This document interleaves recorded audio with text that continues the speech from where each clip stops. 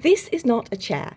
Yesterday I did a video that did unexpectedly well on TikTok talking about the fact that it was damaged in an Italian museum, and there were quite a lot of comments that came back on it, and some of those very much referred to the fact that it's a chair. People should be able to sit on it. Of course you can expect people to sit on it, or indeed just people could very easily misunderstand and think that they could sit on it. And this is absolutely not intended to shame or critique those individuals. What I wanted to talk about, though, was actually it's not a chair.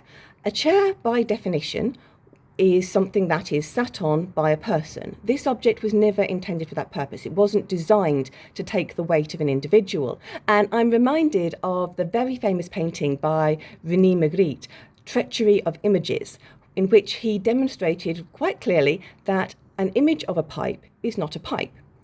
A sculpture that looks like a chair is not a chair. And actually, the way that we think about these objects as a result needs to change. There are absolutely situations in which functional objects have been turned into art. Marcel Duchamp is the obvious example here in his fountain. But whether something is art, whether it's good art, whether you like the art, isn't actually the question here. In a museum or gallery context, certain objects have been defined as protected, as being treated in a certain way. And the way that we as visitors interact with them needs to be reflecting of that fact. So in the Design Museum in London, for example, there is an IKEA stool.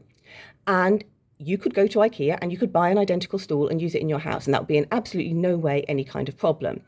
But this particular IKEA stool has been designated as part of a museum collection, and the idea is that it's going to be preserved for hundreds of years for people to look at and understand concepts around design.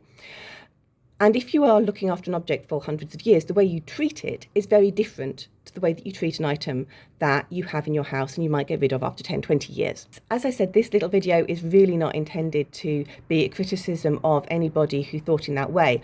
I just wanted to actually take this opportunity to continue the conversation I was having in that video about how we interact with and treat and care for objects in these contexts by asking you to think about what the object actually is. Just because something looks like a chair doesn't mean that we should assume that its function is that. And as curators, as museum professionals, we use plinths, barriers, signs, teasels, bits of ribbon to indicate that shift in status.